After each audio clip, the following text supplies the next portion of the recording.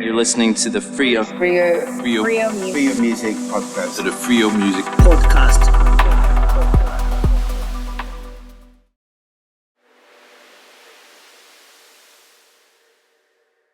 Welcome back to another episode of the Freio Music Podcast. In this episode, I chat with Dalton Kita, aka Lucid Vision. Dalton has an upcoming album that is going to be released the day after we recorded this episode. So by the time you are listening to this, his newest album is officially released. We chat about some of the recording processes and techniques and software that he uses. We also talk about some collaborations and some far-ranging topics, from how COVID has affected the music industry to Bitcoin and many other topics. So stay tuned and enjoy.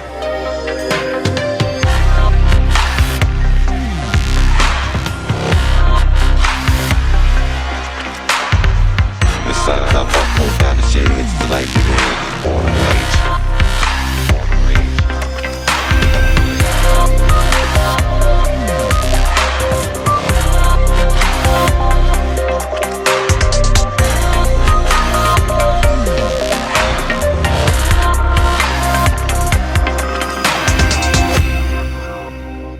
My name is Dalton Kita, and my artist name is Lucid Vision.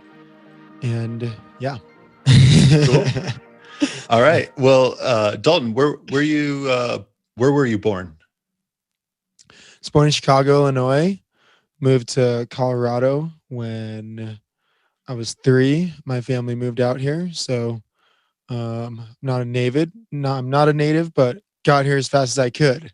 Yeah, no kidding. Right, like the rest of us. Yeah. So that's a awesome room that you're in. I'm noticing, and just want to comment a little bit on some of the soundproofing. You got the corners padded. Got a little bit going on. Honestly, not much, but yeah, it's interesting because I'm not sure if you are familiar with much of the sound acoustics and room acoustics, but it's not as much like how many. I mean, of course it is that too, but it's how thick they are, you know. That's why, you know, actually this is probably the best soundproofing right there. Bed? The bed. Exactly, though. Like, people all joke about bedroom producers. I'm like, hey, my bed actually absorbs sound like way better than anything else in here. So if I could, I'd just put beds on all my walls, honestly. Nice. Not gonna lie. Yeah, just toss the mattresses, nail them in. Exactly. If I need like railroad ties for that. No, actually though, the bed is like the best sound dampener. Yeah, definitely. I mean, it's always amazing. Like I just moved places, and once I was like tearing everything down, moving couches and things, suddenly the entire room is just booming, you know, and it's totally different when stuff is gone. But it's important to make do with what you have. So that's awesome. Oh yeah, that's, you know, I've been doing it for a while now, so still doing it out of the bedroom, you know. Hey, nothing wrong with that. Nothing wrong. Well, and so I want to kind of dive into some of your early memories. Tell me about first musical memory. First musical memory that kind of like relates to this journey that I'm on. Well, maybe even before then, just like a song that you heard, you know, maybe a song from the crib. Literally the crib, you know. Yeah, right. I mean, I liked music for a long time before I even knew I wanted to get into it. But I remember the first CD I ever owned was actually the Shrek soundtrack. That was a banger. And first concert I went to was, I think, Lyle Love It with my mom when I was like 5. Nice. And then my first real concert later on was Warped Tour. Okay. Yep. And any standout artists, or you were super stoked to see then? I actually didn't know what I was getting into, really. Yeah. Same. Yeah. So, but yeah, and then I think I mentioned before to you that I also wrote articles on concerts. I wrote for my school newspaper in high school and then also in college. and mainly what I did was concert reviews with that. So yeah, involved in a lot of different ways. Nice, nice. I can certainly relate to writing music or writing about music. Um, so, what introduced you to creating music? Like, what was the spark that you're like, man, this would be so much fun if I could just do that, or maybe an instrument that somebody introduced you to? Yeah, I think honestly, when I first heard electronic music that wasn't techno, when I was exposed to just really any other genre in that electronic realm besides techno, it was a big eye opener. Um, and I remember I first listened to Glitch Mob and Bass Nectar, and I heard them both in on the same night. Oh, And it's a big night. yeah, yeah, my sister and her friend were a couple years older, and so they played us some stuff. And I remember just thinking like, wow, this is some intricate melodic like sound, like what are these sounds, like.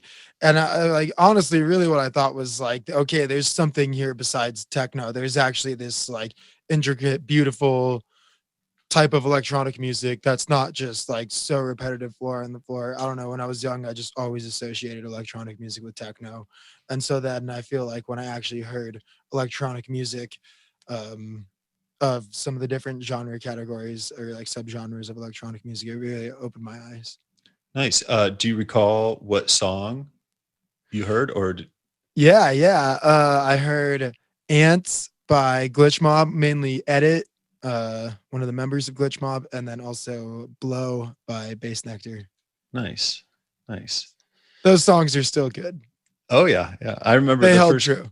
Yeah, yeah. The first Bass Nectar song I ever heard was "Laughter Crescendo," and I was just like, "What is going on? Like, where are these giggles coming from?" And like all these textures and sounds. It's so exciting. It was just so amazing because like back then, like when I really first started hearing, like I think the first time I ever really heard music like that was like 2007. Um and back then just like no one was doing it. Like I remember I used to play people Glitch Mob songs and they actually would like kind of freak out. Like they would be like, what? Like I've never heard anything like this. What is this? Oh my God. And what grade were you in 2007 roughly? Freshman, or I guess I would maybe either in 8th grade or a freshman in high school. Nice. So once you decided that like electronic music was interesting and maybe worth pursuing, how did you get started? Like what instrument did you pick up? I did play guitar a lot when I was younger, and so I was into rock and punk rock and metal before I got into electronic music. Punk rock was kind of my main genre that I really enjoyed. Um, and so I did play guitar from about fifth grade through high school. But I don't know. I was kind of just on and off until I actually decided that I really wanted to do it, and then you know, bought the music equipment. Spoke about this before, but I actually sold my car senior year of high school to buy the software and the hardware, so the computer and then also Ableton, the software, and then monitors as far as like speakers. So That's once awesome. I realized I wanted to do it, I mean, it wasn't really as much guitar driven. It was, I wanted the computer and the software. So Well, I want to dive into that a little bit because that seems like a bold move. Like I bet people, your maybe family or friends, were like, "What in the hell are you doing? You're trading a car for speakers?" And you're like, "Hell yeah, it's worth it." I know, right? It actually was like very much like that, and very much like, I guess you could also just say like just it's such an unwavering conviction because like the music sucks at first. Like Oh no yeah, one is good at first. Like sucking is the first step to like getting kind of good at something. Like you're not just good from the start. Like that nobody. I mean, with maybe other things, but music is just there's too much going on to just be good at it from the start. Everyone sucks at first. Now, did you know that you sucked at first, or did you think that what you're making was just fire? Oh, I thought it was good. Yeah. Oh yeah, definitely. Of course. But I mean, I could definitely like compare it to, Yeah. you know, people that I looked up to, and I could hear that there was a difference. I couldn't just but I couldn't pinpoint what it was. Yeah. But yeah, you know, it definitely was a commitment to jump into that. And my thought process was, you know, like, hey, if you guys want to hang out with me, like you can just pick me up. Like everybody has a car. I don't need one. You know, like you can come to Nice. where I am. You know? Yeah.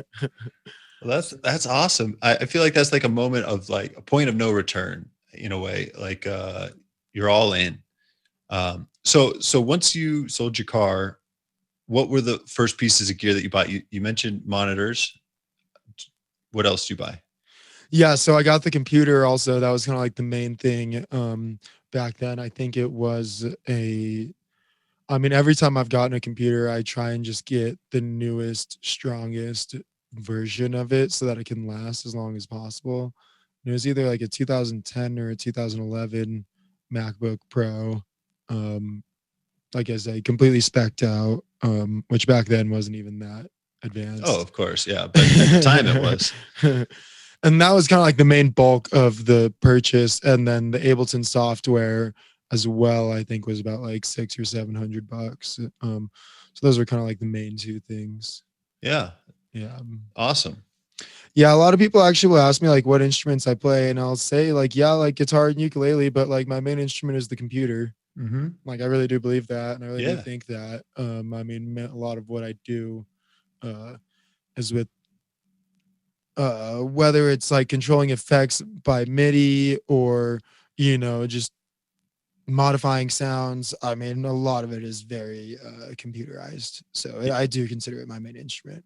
Definitely. Now, when you are creating MIDI notes, are you drawing it in with your mouse, or are you using a keyboard? How do you generate MIDI notes? A combination of both. I mean, you know, it's you definitely know what you're talking about to ask that question. But like from conceiving it, like from the start, I definitely prefer having a keyboard to just kind of like get it all out. But then when it comes to editing it, then yeah, it's mainly just all on the mouse. And I will, you know, you take one note, you push it up, push it down, you know, and just modify. I think that's honestly a lot of what my music making process is anyways. It's a lot of, you know, creating something and then refining, just continuing to refine. How do they work in context to each other, refining it down even more, you know, just modifying what's there. Yeah, that's great. So you do play the keyboard, but just not on stage. Not on stage, correct. So when do you think, well, I mean, maybe it was probably right after you sold your car, but when was the first song that you recorded? I actually remember like what it sounds like, but I can't think of the name or any of that. But I mean, it was definitely like right after it. Dude, I dove right into it. I made the SoundCloud, I made the Facebook page. I posted out my first song that I ever made. So embarrassing. But yeah, it was definitely that senior year of high school. So like 2011. And of course, like I've deleted a lot over time. Like I have continued to delete older music as I continue to put out more. But yeah. Cool. And when did you come up with Lucid Vision, the name? You know, yeah, also that same time, it was interesting. Like it kind of just all did come together from the start, and like I really grew into it. I think I took it a little bit like over seriously at first. Like I thought it was like bigger and more serious than it was at first. But I treated it like a profession, and I treated it like it was something that was a career or something that was big and important. Where the name came from was like that same time. And, you know, like I really wanted a name that incorporated the intention of the music project, and that's how I came across Lucid Vision. Is that, and I did put a lot of thought into it, but what really inspired me to pursue music was, a vision from watching artists that I've looked up to, and feeling the energy of that, and just realizing that, like, if they can do it, I can do it too. And like, well, first realizing, like, one, this is possible. Like, I can't believe this is even possible, this intricate experience of sound and light together. And then two, like, if this is possible and they can do it, then I can do it. And like, knowing it's my dream, like, I have to do this, and like, to make that vision lucid. So Lucid Vision is basically a dream manifested. Awesome. Yeah. And it continues to be so, like, Keeping continually evolving and manifesting. the dream alive. Yeah. Yeah, nice. Well, let's move on to your, I think it's your most recent single, Still Dreaming.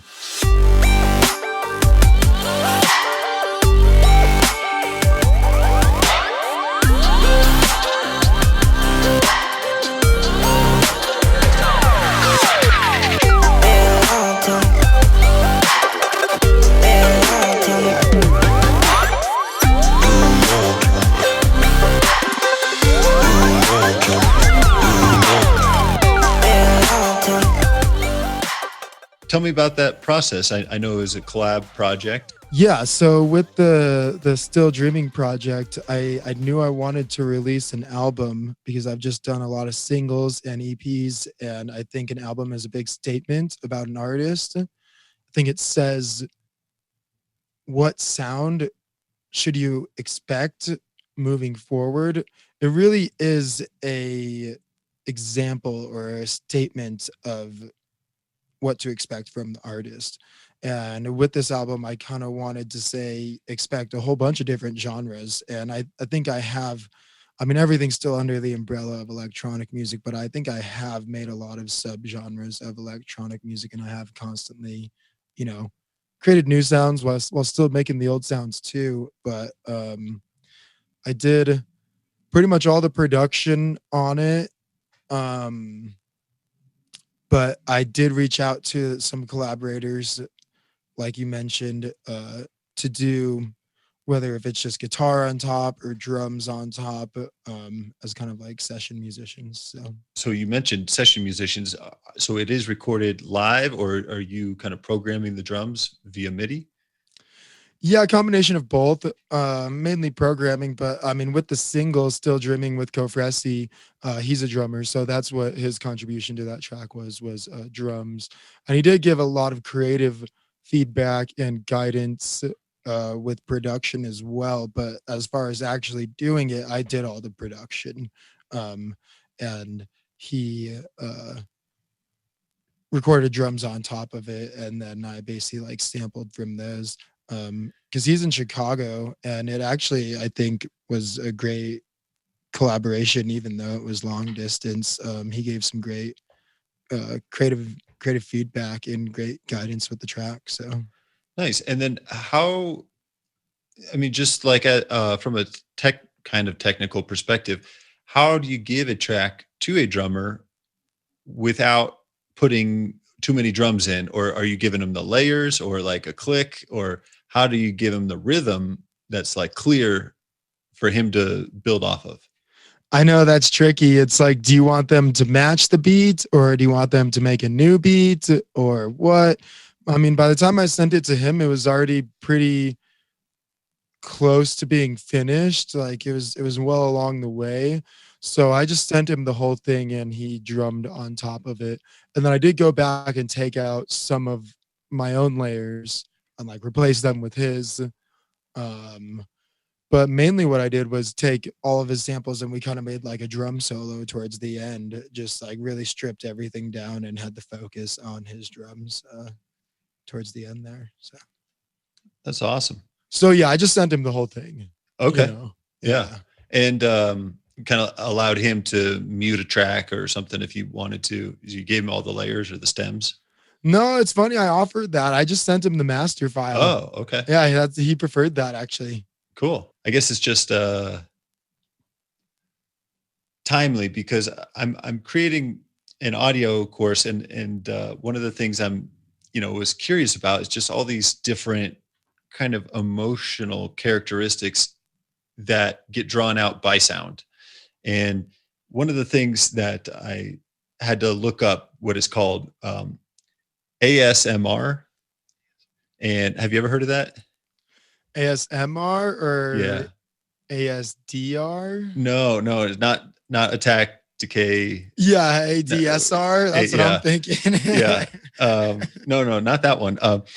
But that is maybe worth, chatting about. But no. So it's autonomous sensory meridian response. And so it's like a technical thing, but I think you actually use it in the song. And one of the examples is like whispering, when somebody gets really close to the mic, it just like sounds different. And it's like it elicits some kind of response. So like I know in advertising, they use it, whatever chip commercials will bite a chip and it sounds like it's in your head. And is bringing this like sensation to the body through your ears. And I noticed that there's some vocal layers in there. And so whose vocals are those? Yeah, like the whispering and all that.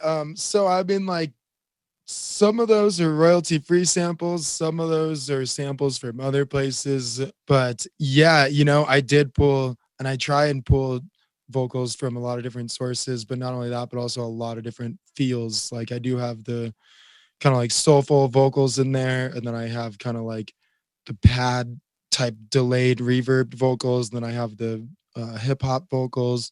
But I think also what you were touching on, and I've never heard that word before, but I'm surprised that I haven't, because I'm really into the emotion that sound can provoke.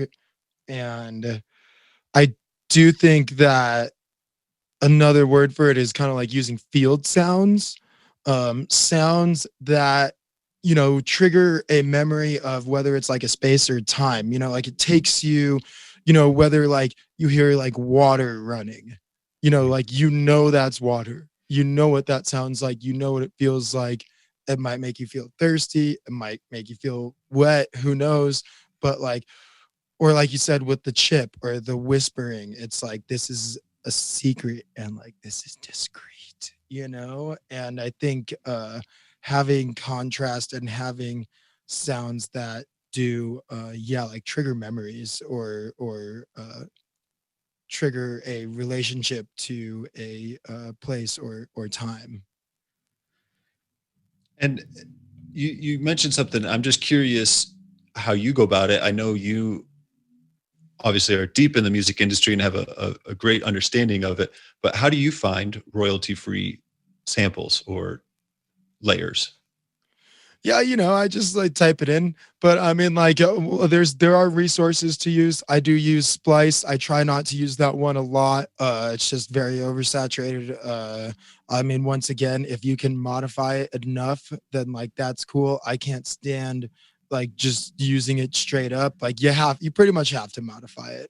Otherwise, I mean, like anyone could use that. And then, that's an issue. Then you sound like if you want a unique sound, you can't just use a bunch of samples and not change them, because someone else could do that exact same thing.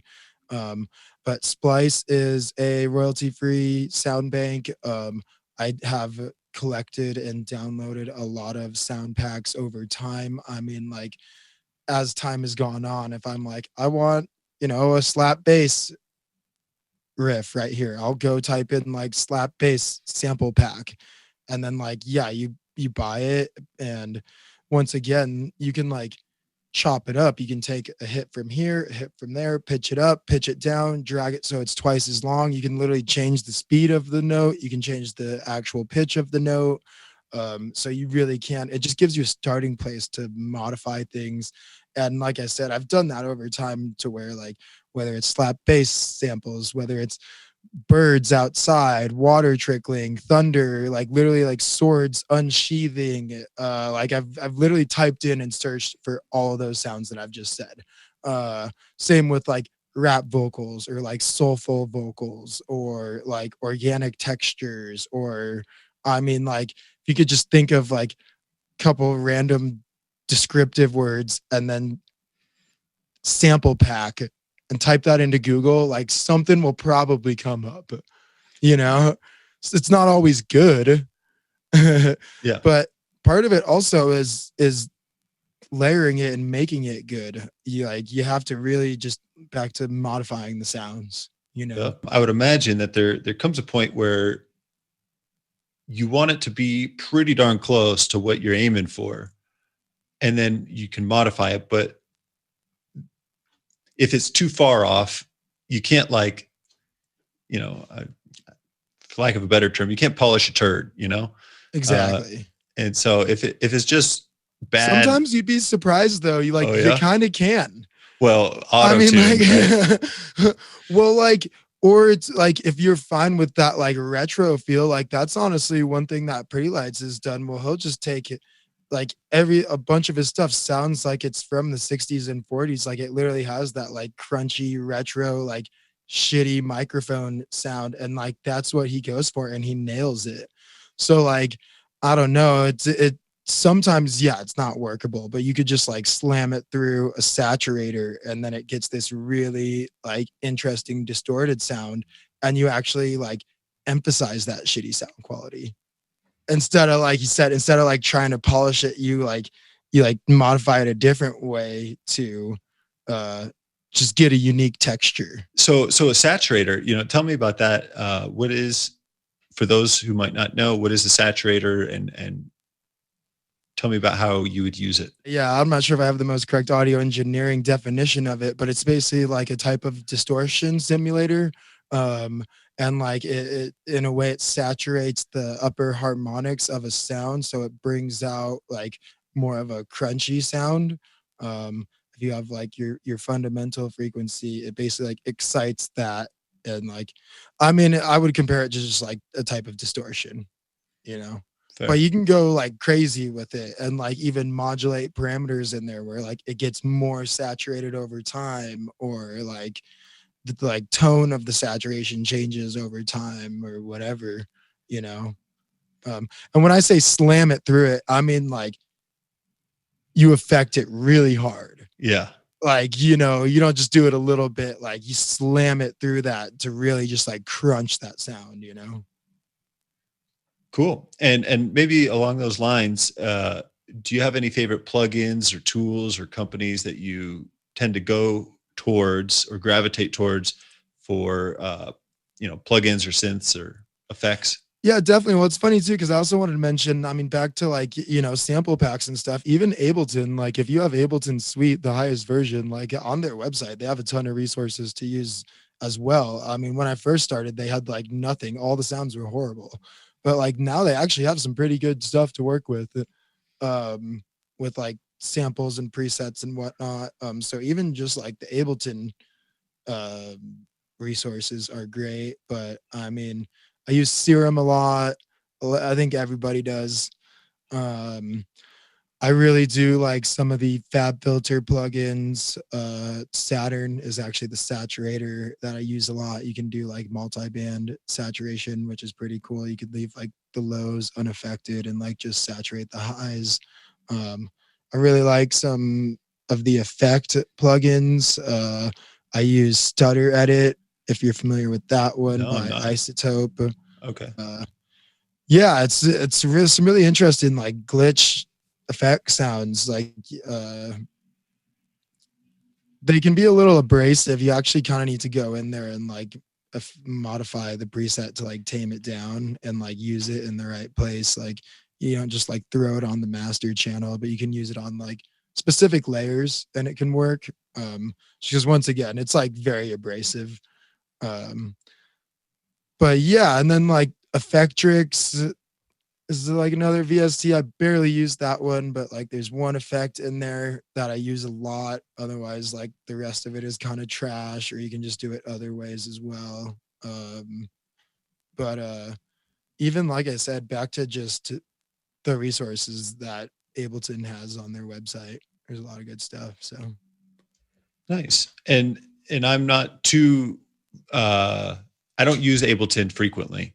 But it kind of goes back to what you were saying earlier. Like I notice when, like I started out with GarageBand, which is the free Apple program that Nice. Anybody with a Apple computer has. Pretty sure that's where it starts for everyone. Yeah. but on radio, man, I'll hear some of those samples, as transitions and stuff. It's like, man, from GarageBand. Yeah, from GarageBand. And it's like, come on. Like I use that in my first track, like there's gotta be more to it, That's hilarious. So, I mean, there's also just like a lot of cliche sounds too. I mean, like I don't know, and like cliche, I guess, like effects and stuff. Like there's just so many different programs that do similar things, Yeah. Well, I appreciate you kind of revealing some of the tools that you use, and there's such a wide array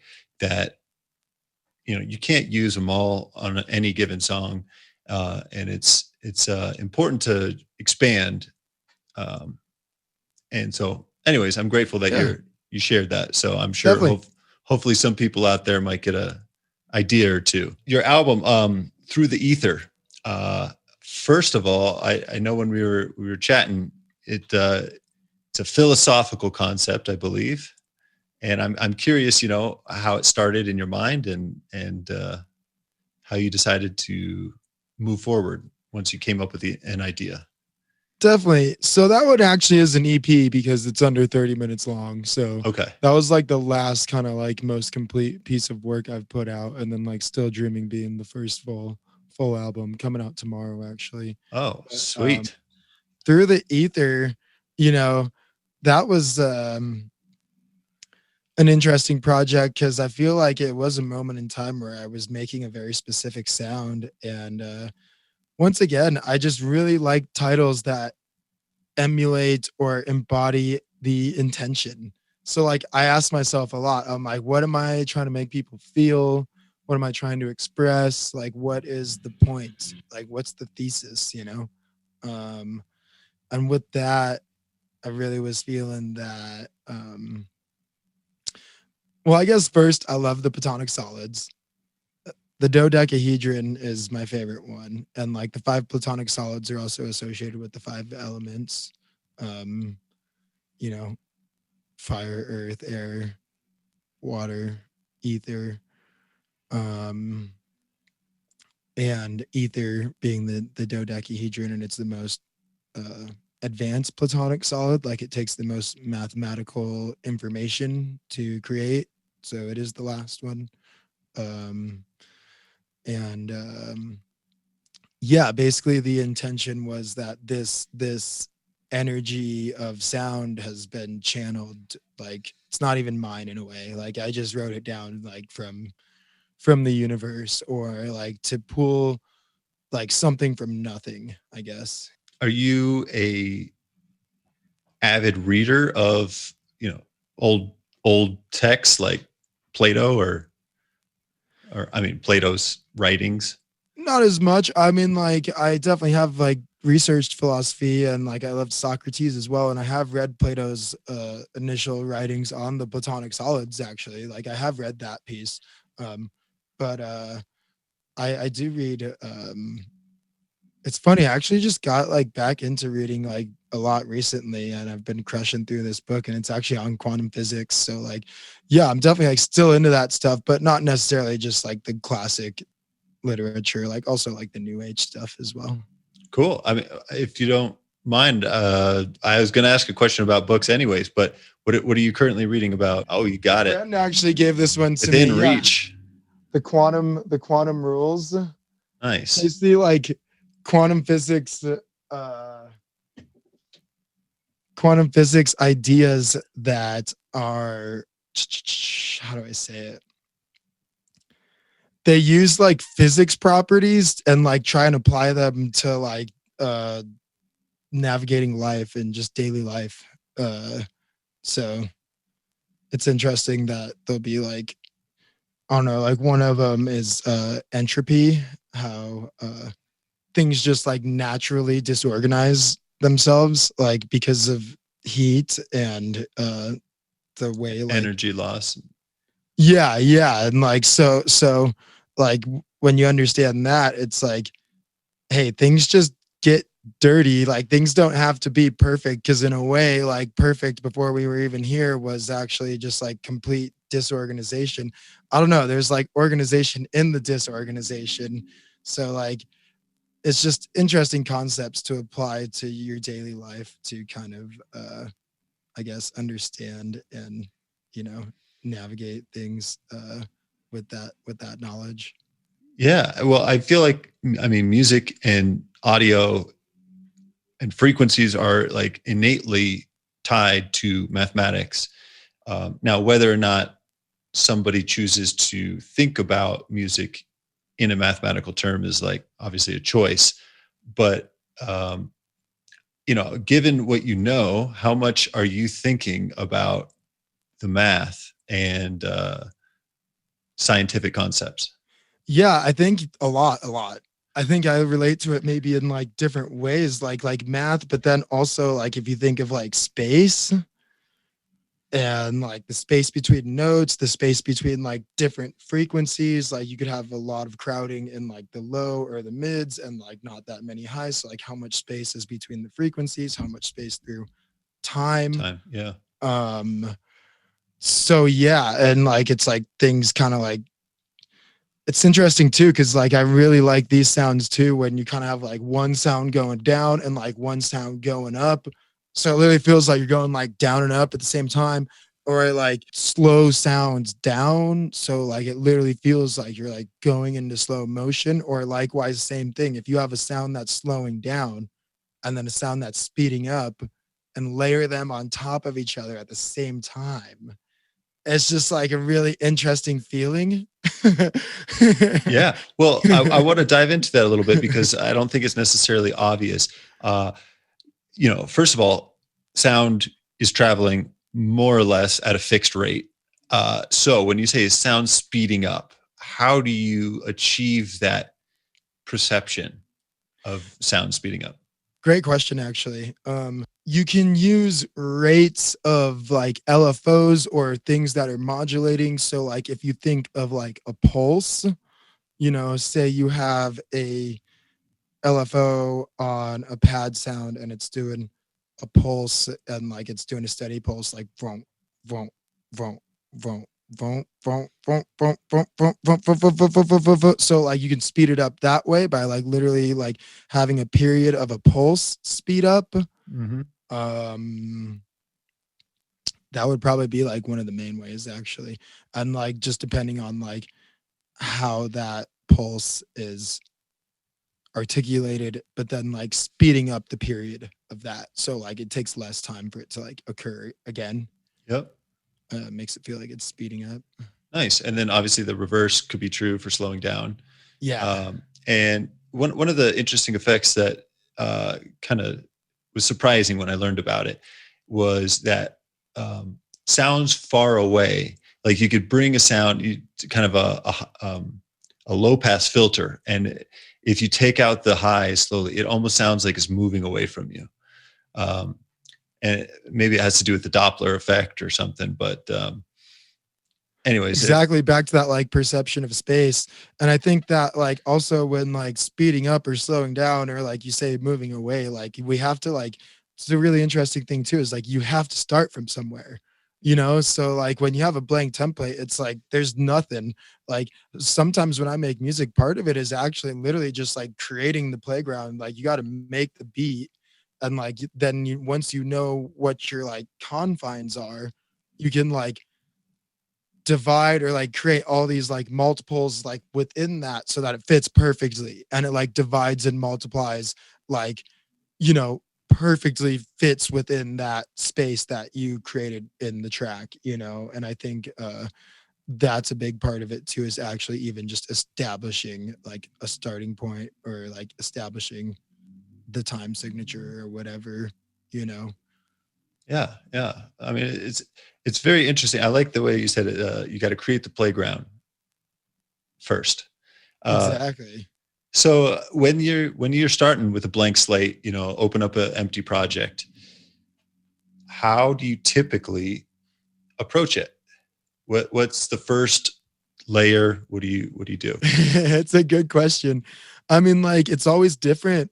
I think for every person, like, I generally prefer starting with more of like melodic content, not as much rhythm. Like I like starting with, not the drums first. I like starting with the melodies, but like really it's whether I'm like actually searching for something that's inspiring or I already have an idea or something that is inspiring. Sometimes it takes a little bit just to like, you know, jam and get in the groove to like then finally get something that you think is inspiring enough to record. I try not to just like,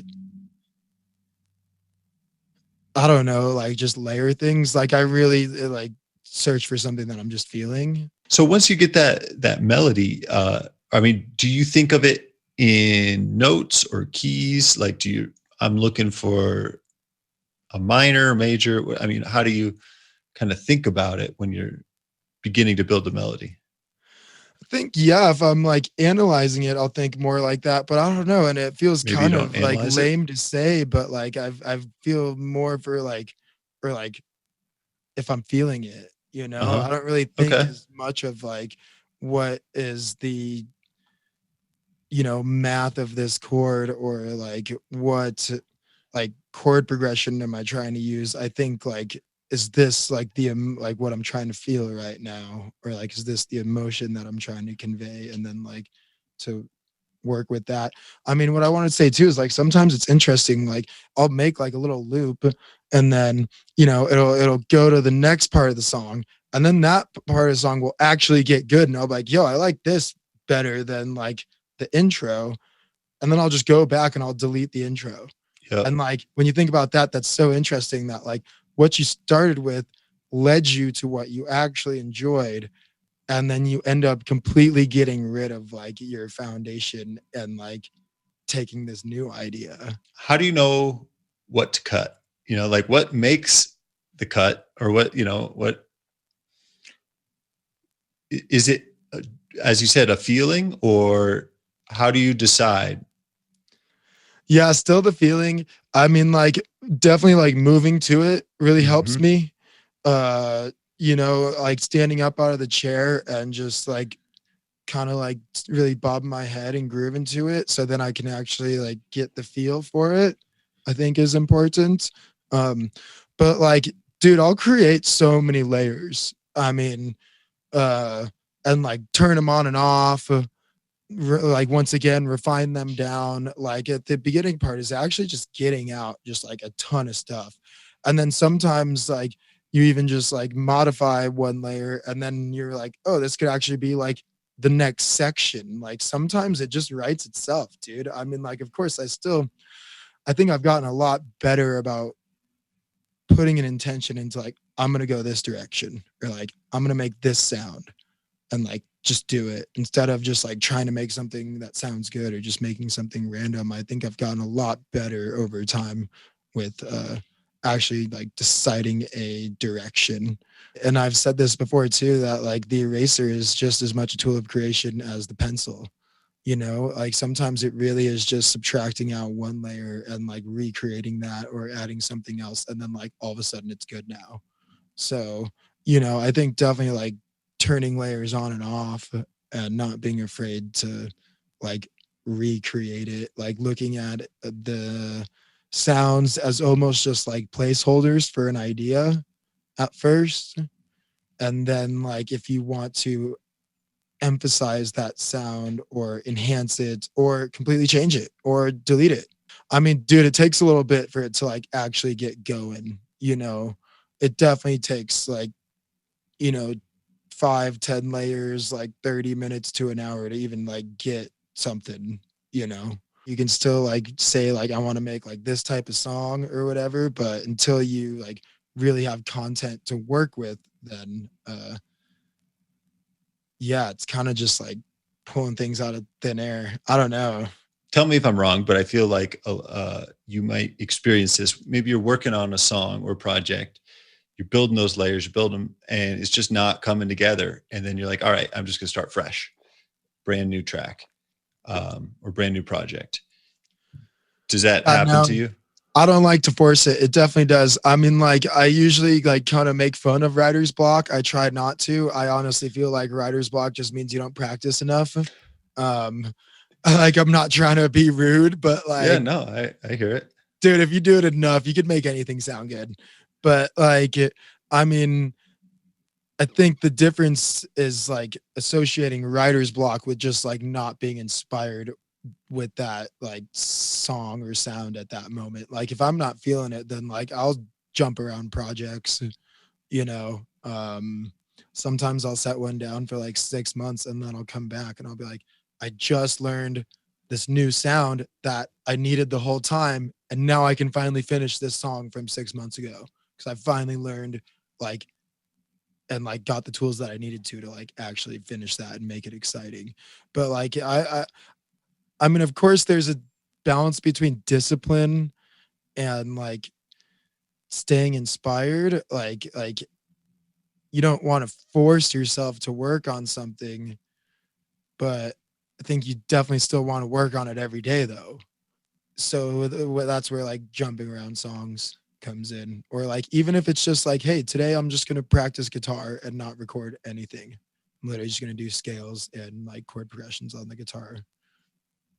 Like that is still working on music, you know? So I think to like just stay inspired with it. When do you know that a track is done? Usually like after I release it, after I realize something needs to be changed. Like, after I put it out and I'm like, oh, I could have made that better. Like I'll just change that now. Well, the old version's already out. That's my legacy. I guess that's that. That's history. I mean, I'm constantly still changing them, dude. Yeah. You know? But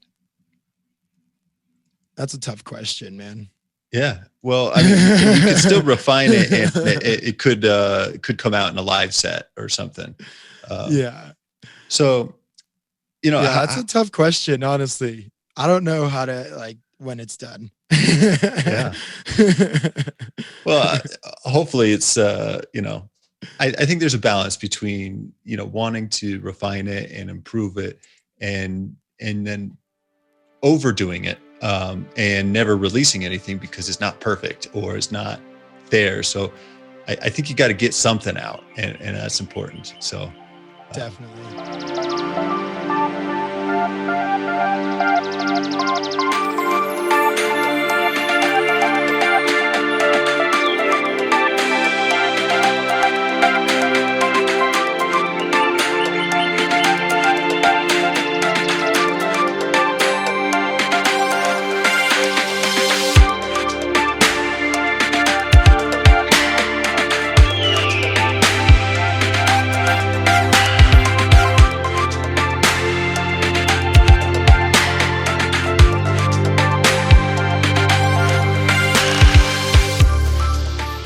So in the Fifth Element in particular, you've got some like hawks and birds, and the drum beat in that particular song, I feel is complex but feels simple. And I wonder how you choose how you get there. And I don't, maybe it's not obvious. It's kind of a bad question, but you've got like spacious breakdowns and halftime, but there's like an element of, being very clear and lucid with it, but at the same time, it's not 4 on the floor, or, it's not simple. Yeah. So I'm curious how you balance that. I was actually just talking to a buddy about that the other day on like how to spice up the beat, to make it like actually feel interesting. And, I think one of the things actually is like with the snare sound, or like, I mean, mainly the snare, not as much the kicks, but like you could use the same exact snare over and over, the same linear sound, the whole song, just boring, dude. And like, that's what I used to do when I was young. That's what everyone does. Or you can actually texturize and layer, like usually every like four, I have a group of like 4 snares or like a phrase of 4 snares, and like all 4 of them will be different, or like they will have different textures layered on top of them. So each one feels different. And I think that's one of those things where like, unless you're really paying attention, you don't recognize it. All you know, like that's one of those things you just feel, you know? And so are you rotating those 4 different snares in a given track? I mean, so like I said, I'll usually make like a phrase though. So like the first snare will kind of always be the same, like the second snare, like 1, 2, 3, 4, and then like repeat. And like one snare will kind of be going through it all, but then like you have a sound that is like pitched up, and then like the next snare is like pitched down a little bit. So it's like,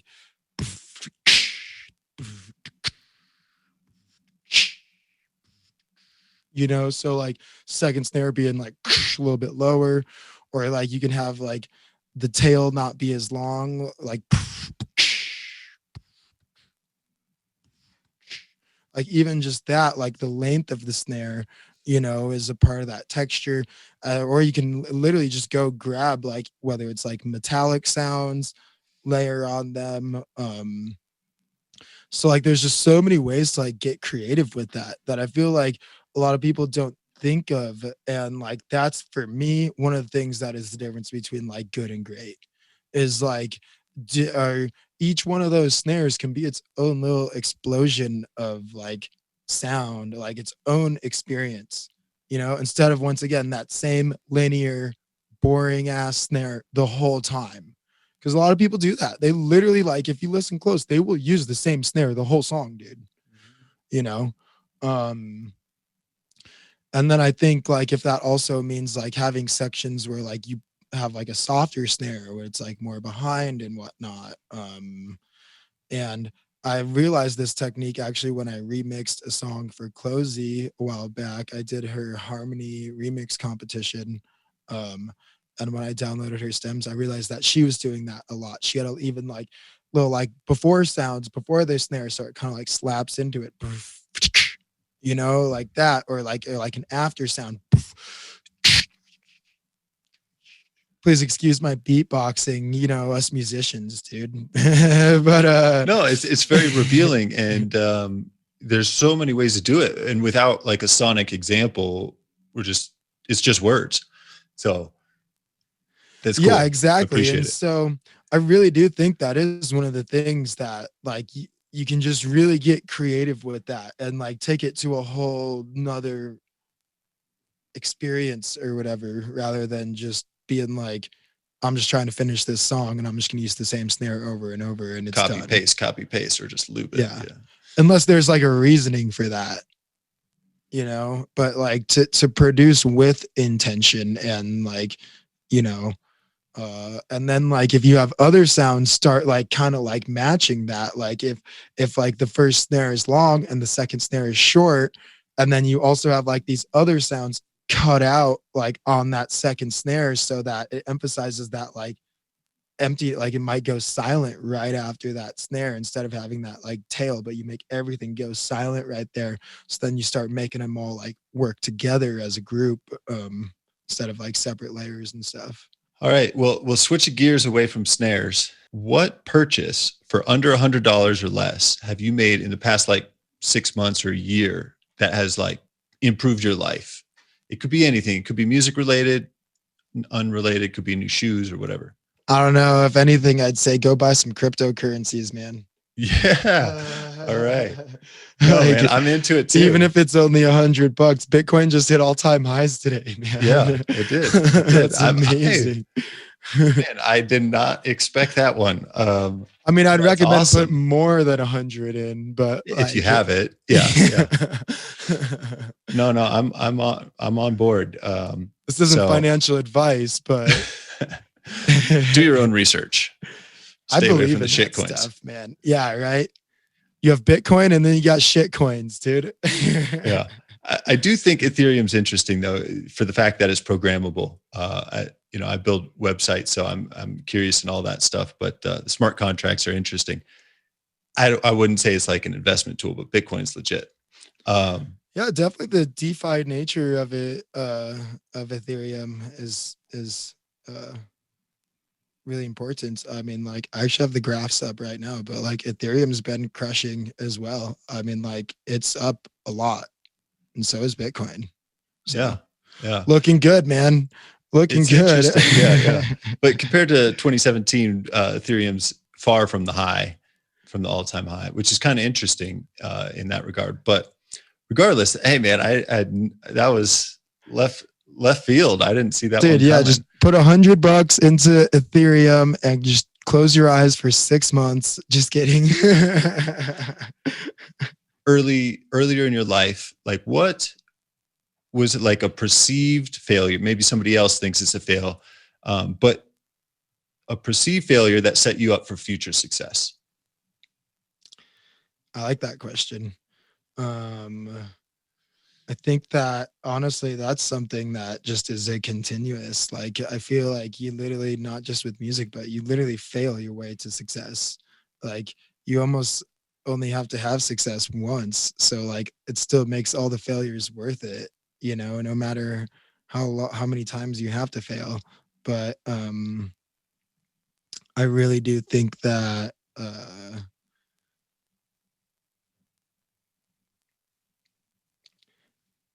I think actually like the response that I want to say to that is like being okay with the failures and like accepting that it's part of the journey and not doing it like just for the success, but like approaching it more as like an experiment and like I literally have to fail and make mistakes to learn.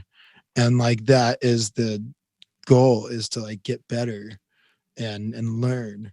So you know, uh, with each failure, just embracing it for more that type of perspective. I mean, like, dude, because I've definitely failed more than I've had successes. I can't tell you how many times like people have said no to like whether I'm asking that blog for coverage or, you know, that artist for a collaboration or to get that position on that show or whatever. Um, you know, so I think that like each perceived failure adds into the success. So yeah. Nice. I think you said it really well in the sense that you have to fail to learn, which is awesome. Yeah, and when you approach it from that, it like actually takes away the like stress and anxiety from like having to be right or like having to like be or like being able to fail, you know, so then like you're able to do it like more with ease and not like hold yourself to these high standards and whatever. Looking back on your life, you know, in hindsight, it's always, as Steve Jobs says, easier to connect the dots looking backwards of your life. And I'm just curious, are there any major like turning points or forks in the road that you took that helped you to be where you are today? Yeah, definitely. I mean, in my last podcast interview, I did talk about how like I literally failed music theory my first semester. And like I remember one day I was just like, I literally was like, fuck it, I'm doing this for the rest of my life, dude. Like, I'm not giving up. And like I remember that was one moment where I was just like, I'm just doing this, and like I don't care. Like I'm doing this for the rest of my life. But like, dude, that constantly keeps happening, stuff like that. I mean, I think there's also been some successes that have really like contributed to where I am. I mean, like I was able to support the Glitch Mob, and like once again, like they were one of the That's first awesome. people that I heard. So like that was one of the things where like I got that email, dude, confirming that I was on the show. I literally cried, dude. I was at work serving tables. I couldn't stop crying, man. I'm telling you. Like, and but that was the thing for me, that I was just like, I'm on the right path. And the universe just confirmed that, because this has been like, that was like one of my goals since the beginning, was to like share the stage with Glitch Mob, the people that inspire, like one of the people that inspired me to pursue music. And so like just that alone was like such a confirmation to like keep going. you know. That's amazing. That's a great story, and achievement too. I'm just curious. I think you said the first time you took music theory. So did you take it again after that? Yeah. So You got back up. Yeah. So if you get the 4 on the AP test or the 5 in high school, then it waives your first semester grade. So Okay. I started going in and studying, and then I came back and I did end up passing the test. I got the 4, passed the test, and like waived the first semester grade, got into music business school at CU Denver. And then from there, I've taken music theory 2, 3, 4. I think it goes up to 5, or does it go up to 4? Jazz theory being the highest one. I've done them all now. So Nice. yeah. And do you think in terms of written notation? At times, definitely like relationships of like chords and, intervals I think about very often, but not as much like, I don't know. I actually think a little bit more in like scale degrees also, not as much like notes. I think like if this is the 1 note, then like how does like the 5 note relate to that? Or like if I'm playing a chord that is like it's the 3rd of the scale, like if I'm playing a 3 chord, then like that would be so it'd be 3, 5, 7 are the scale degrees, and how does that relate back to the 1 or whatever, or like in a way like that 3 now becomes like the 1 of the chord, and then like the 5 is the 3rd of the chord. So like definitely interval wise, but not as much like notation. When you're about to jump on stage, how do you get yourself ready to perform? Dude, I mean, like just doing it honestly just gets me there. Like, dude, especially when performing, it's like this is what I do it all for. Like 90% of it is all like making it and promoting it and all that, and then that like sliver of time is that like sweet spot of like playing it on stage, and like there's just an energy about it that is so exhilarating. I mean, like as far as like in the studio, like sometimes I'll just like drop and do 20 push-ups. And like me and my co-manager, Chris Bachman, we always joke about that. We're like, yeah, dude, 20 push-ups, emails, 20 more push-ups, like work on song, like 20 more. Like we literally will just like space up our like sessions on the computer with like some push-ups or some sit-ups. Like it actually does work. And I mean, that's great though. I think it's important, like energy wise and activating your heartbeat, like sitting, in front of a computer all day is not necessarily energizing. No, So it totally works, man. And like we joke with each other. We'll just be like, all right, dude, now just drop and give me 20. Like, do it. nice. And then after those 20, you just feel energized, pumped, and like ready to get back to it. Yeah, hopefully. Or do you use it as like a switch in what you're doing? So you were working on a song, 20 push-ups, now you're going to do emails, or do you go back to the same thing that you were doing? Yeah, sometimes compartmentalize it, like you said, with just like if I'm switching over to like or if I'm about to like take a break, like, or if I'm just starting like before and after the session, I'll do it. Or like, yeah, if I'm just tired, then I'll do it. It doesn't always help, but have a sip of tequila, I'm not gonna lie, that works sometimes too. and maybe this is a natural follow-up, but when are you most creative? Like time of day or evening? Or for sure evening. I do not just pop out of bed and like, let's work, let's make something. Like, dude, it takes me a little bit. I gotta like eat breakfast and have coffee. What advice would you give to a younger musician starting out today?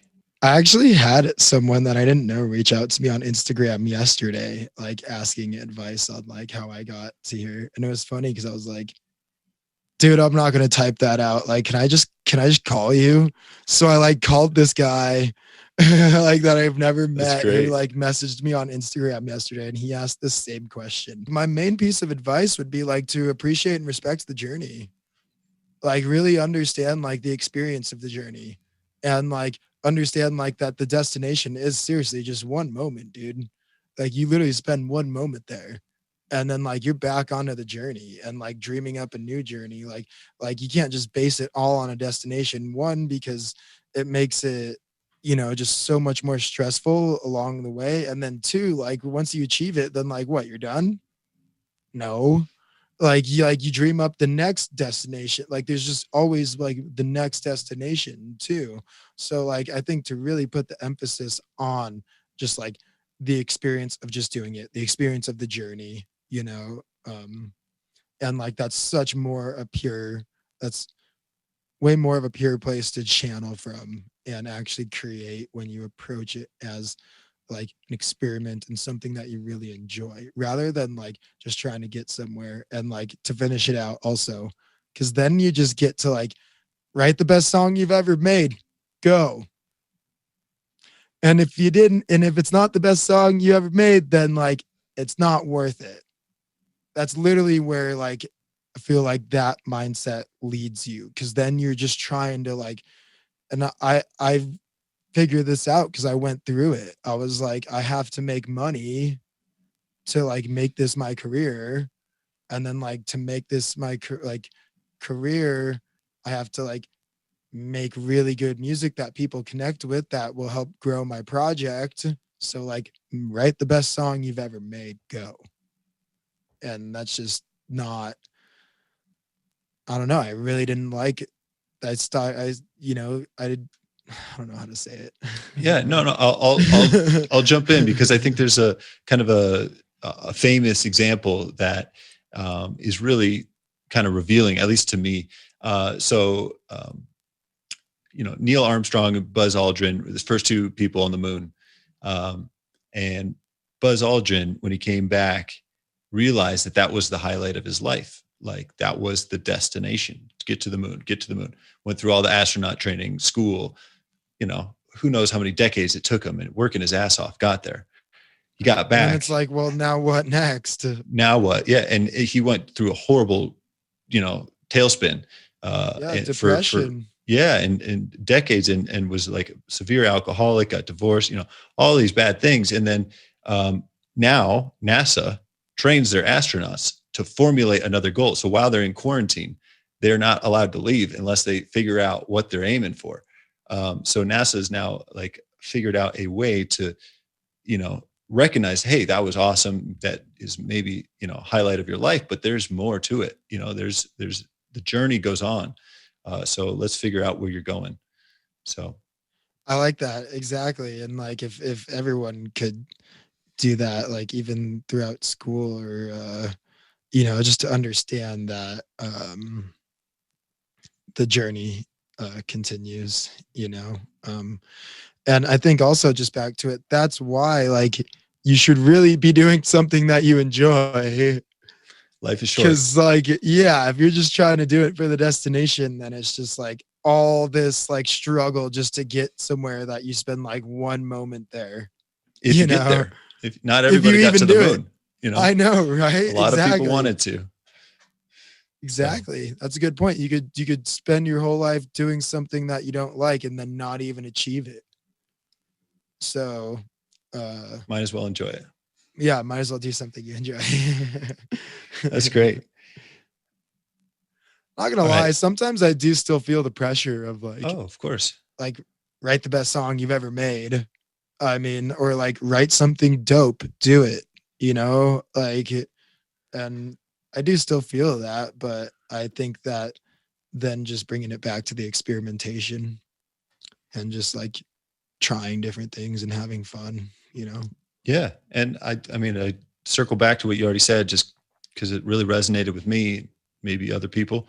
And that was just like, in order to learn, you need to fail. So If you aim for the best song that you've ever made and you fall short, well, maybe you tried something that you discovered that you could apply to something in the future, or you figured out what doesn't work.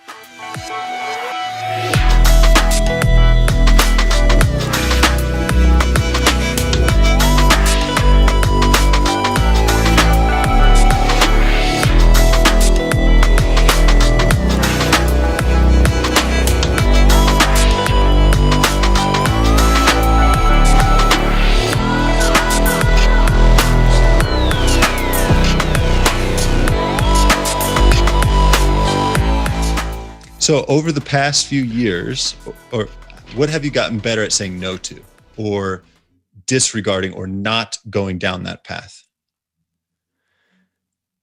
I like that.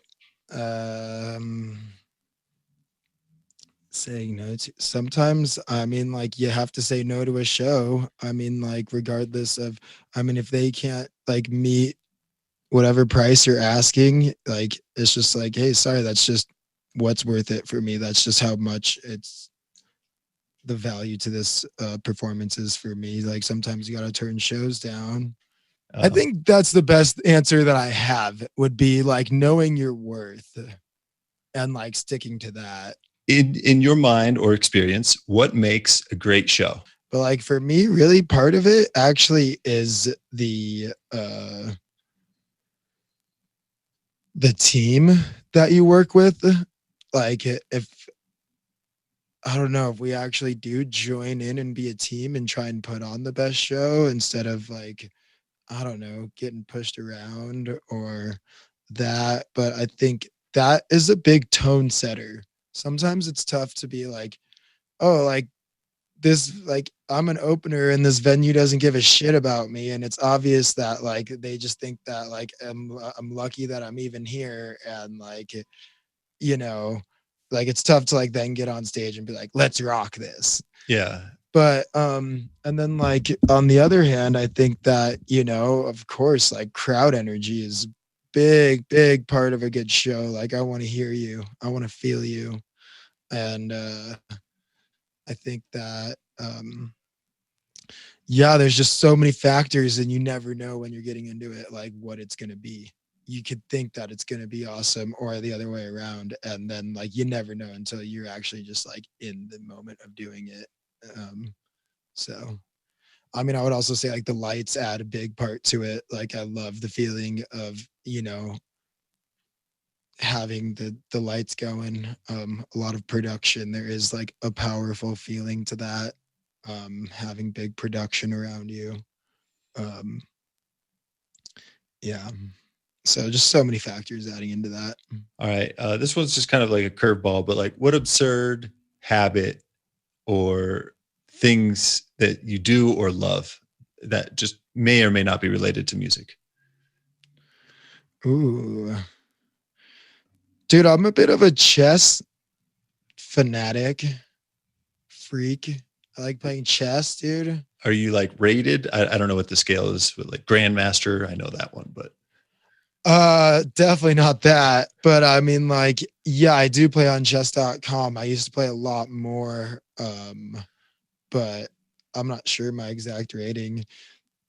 I think you have to like actually just play higher rated people to earn that rating. But in tactics training, I'm up around like a 1600, which I think is way higher than a game. Like, I don't actually play a game that high, but I can like solve problems that are that high, like 1600. Cool. Why is it? What calls to you about chess? Dude, I don't know. Once again, time and space, right? It's just really interesting the way those pieces interact with each other. Like, kind of like music. It's like, sometimes it's just like, oh, this is an interesting situation. Or like, you know, sometimes like there's just symbolism in it that's really like intriguing also. Like, you know, if you actually look at all the pieces as like being real, and then like sometimes like the queens kill each other, and it's just like, dude, our girlfriends just killed each other. Like, what the hell? You know.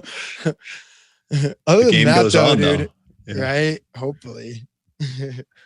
Other than that, honestly, cryptocurrencies, man, I'm a freak about that stuff too. I study it really closely. Cool.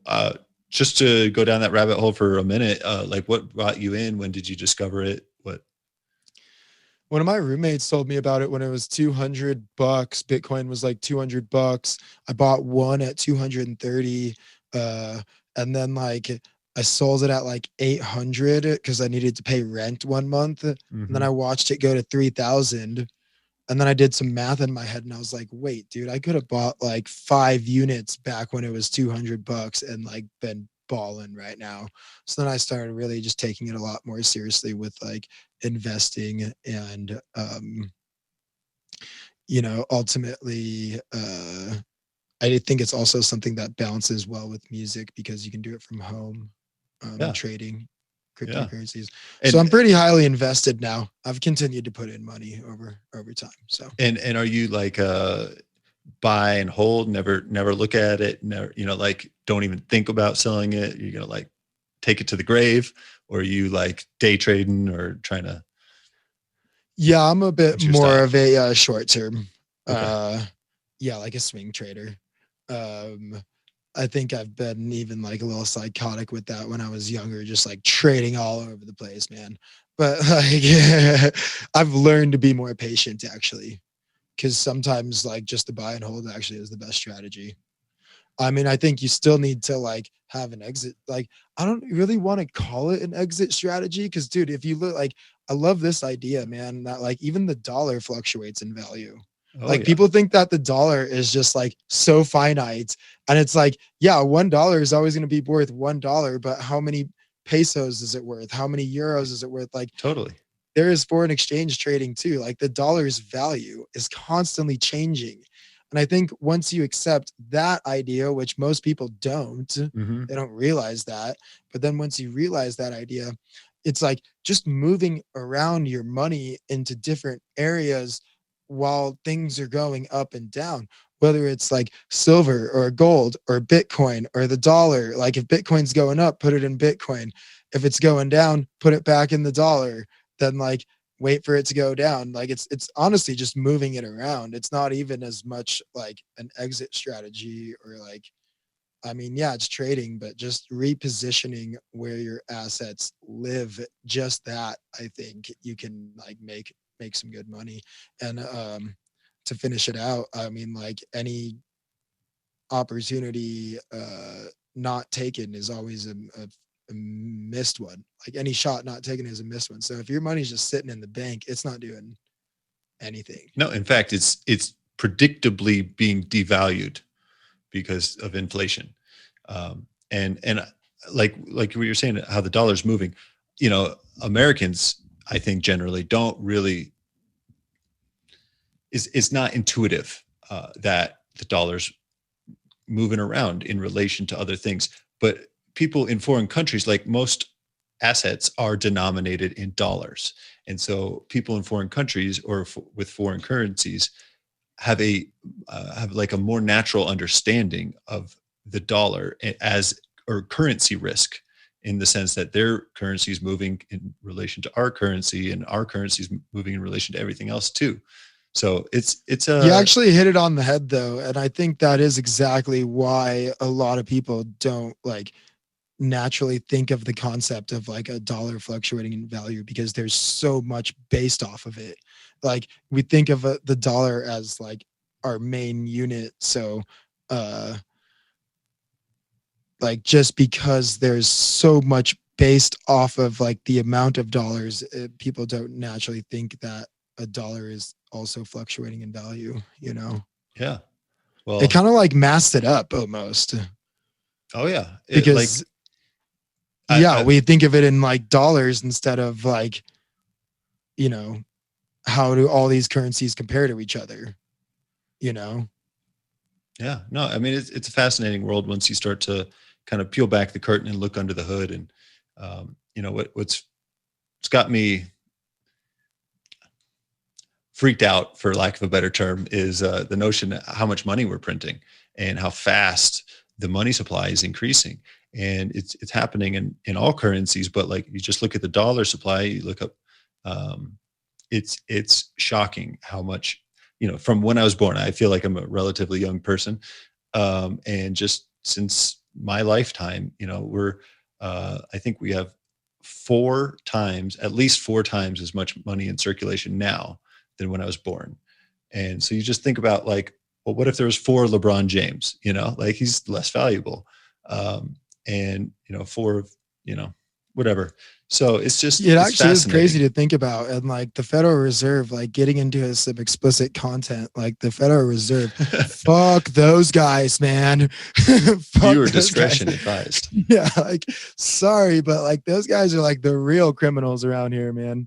Yeah, it's too bad because like so many people just keep their money in the bank, and we're taught and told.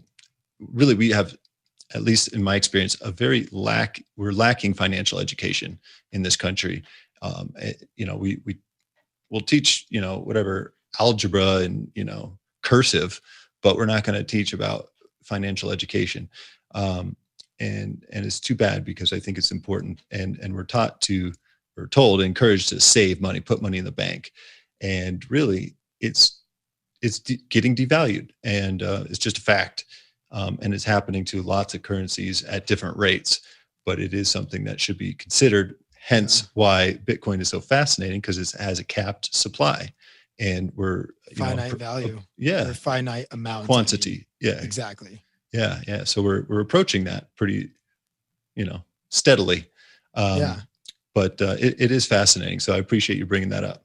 Yeah. And I think also like to go a little bit down the rabbit hole, like, if we don't receive education on our financial system, and understanding that, it's a very, very important and foundational part of like making a living and like just living, like I think then the next idea would be to ask the question, like, is there a reason that like in school they don't teach us about the Federal Reserve and the financial system? And let's just leave it at that. Like I think asking questions is really important. I mean, I also found it shocking. Well, I don't think the teachers necessarily know. I don't think it's like a big plot. I don't know about you, but I think that there's a lack of financial education in general. And you ask an authority figure, your teacher when you're in elementary school or something, they're not necessarily taught. They don't necessarily have great knowledge on the topic either. And I feel like it's I don't know, it's like a chain event. It's like a snowball rolling down a hill. It's I agree. momentum. They're kind of like both feeding into each other, like cause and effect. It's tough to like pinpoint it. Because eventually, all the kids who are not taught are going to be the adults who are not teaching, the content. So just once again, a lot of gray area. Yeah, sure. No, it's interesting. So appreciate you bringing that up. When you are lacking motivation, you've talked about that you don't really believe that there is such a thing as creative writer's block, that you got to show up, you got to put in the work. When you're feeling a lack of motivation, or if you feel overwhelmed, like lots of things happening, COVID's, slamming everybody. How do you get focused again? How do you move forward? Yeah, whatever it is in that moment in time, I guess I would say just listening to like your own self.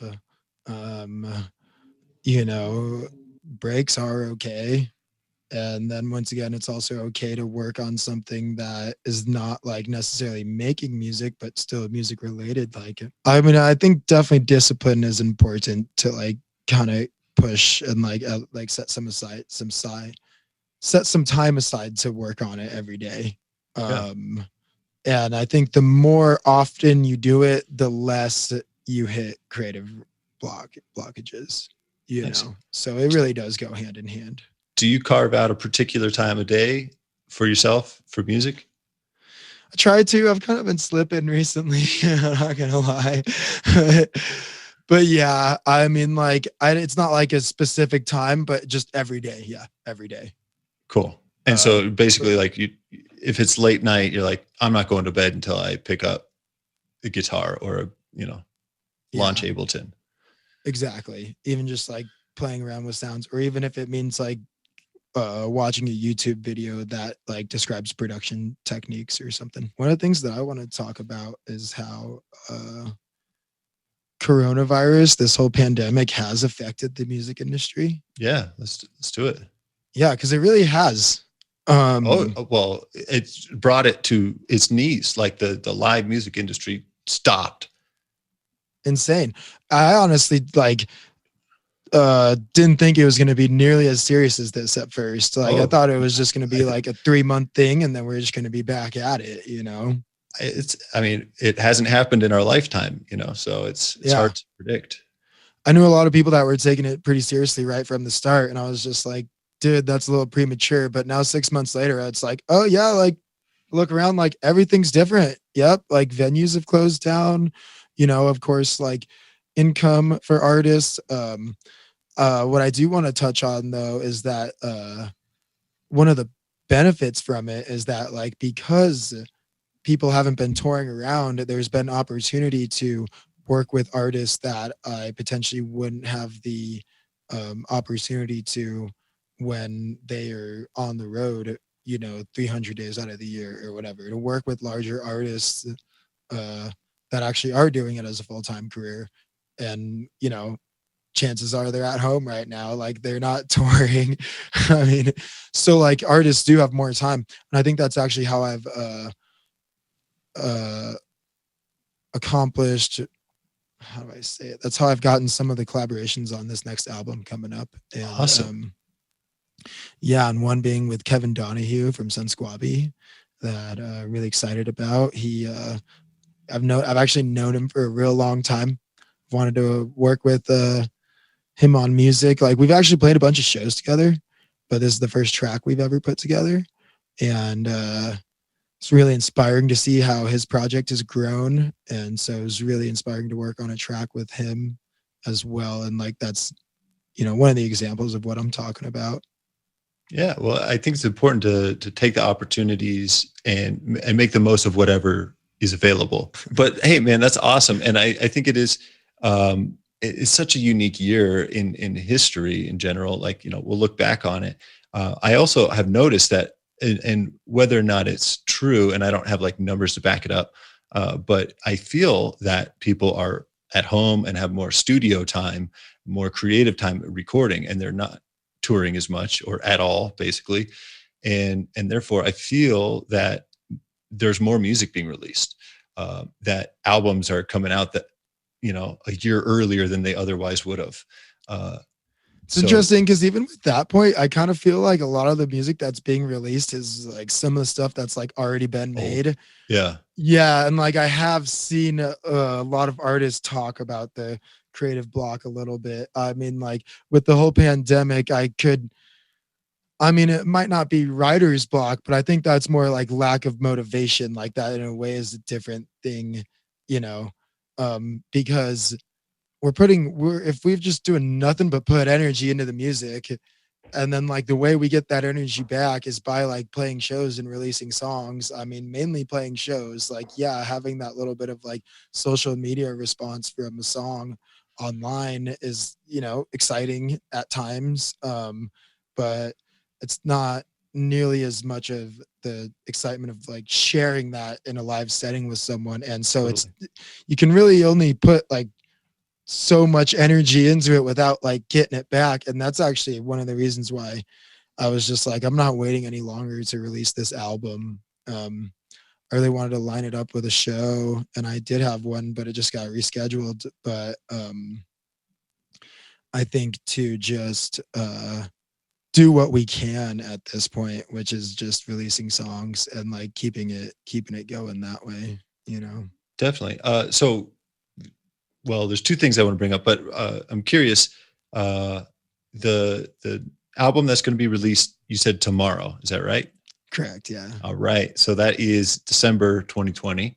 For anybody listening, because who knows what date and time you'll be listening, what year, planet potentially.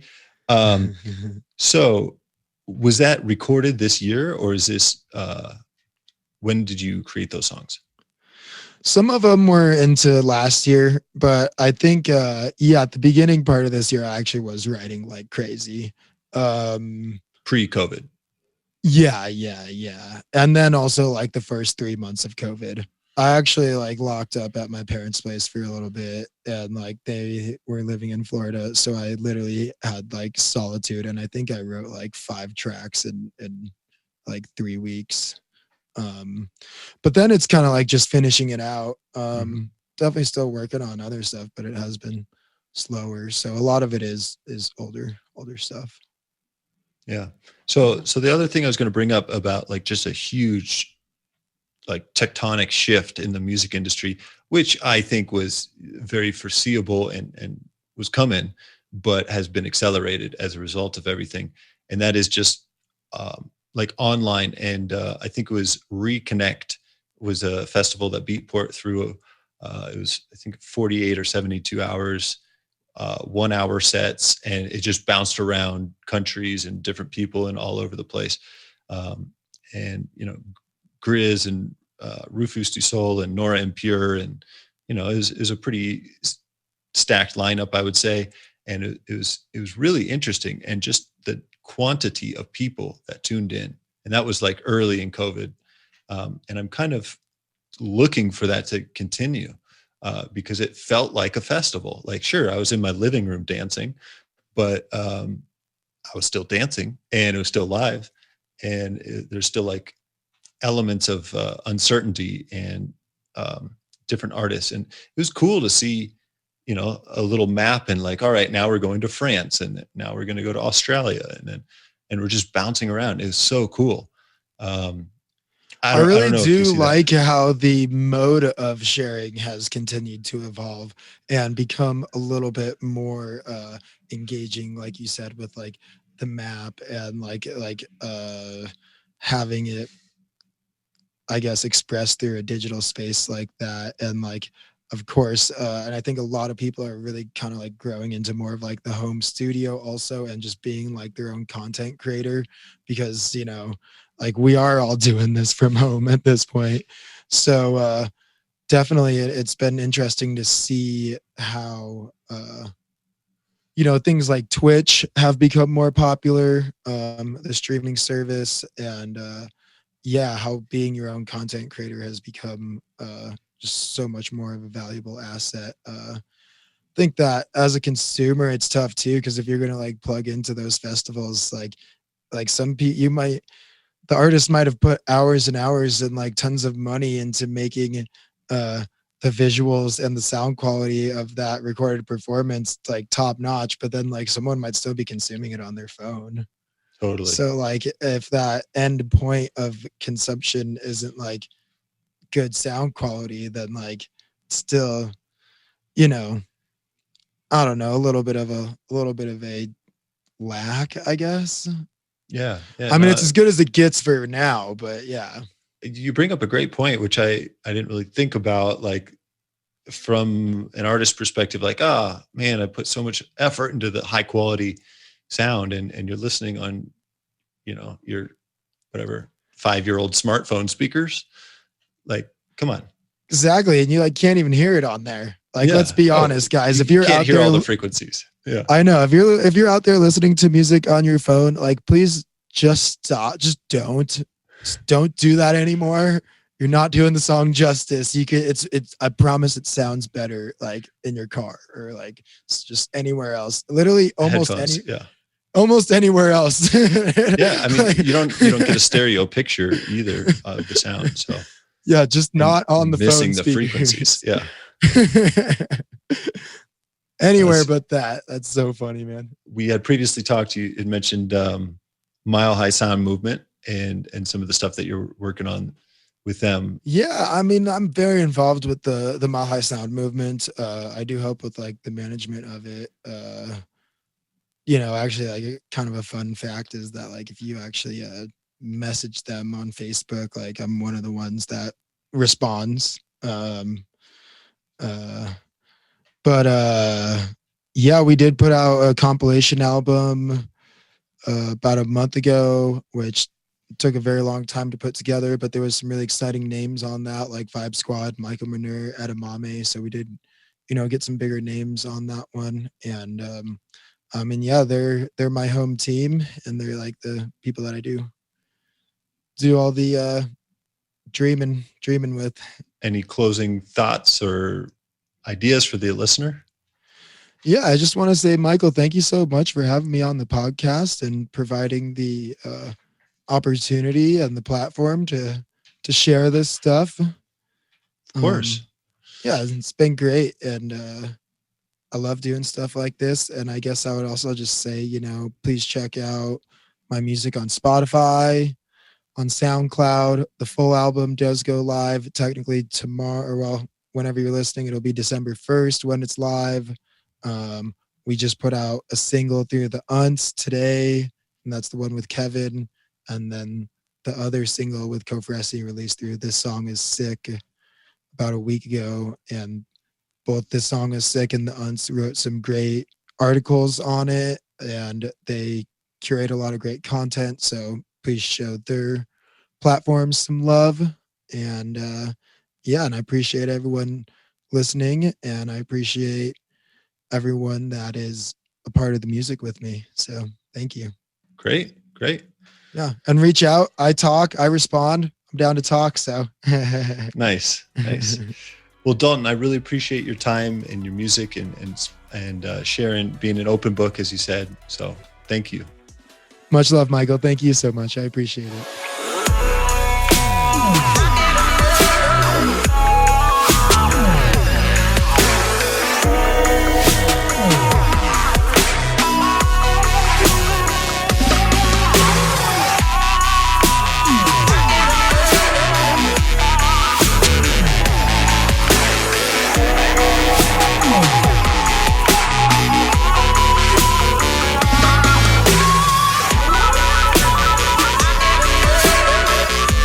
You've been listening to the Freio Music Podcast with Michael Morahan.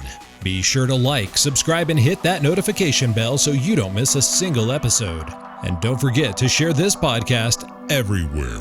Thanks for listening, and until next time, stay tuned.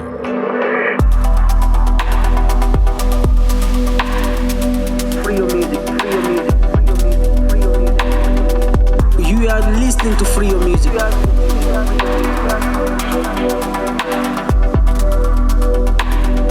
Stay tuned. Stay tuned. Stay tuned. Stay tuned. Stay tuned.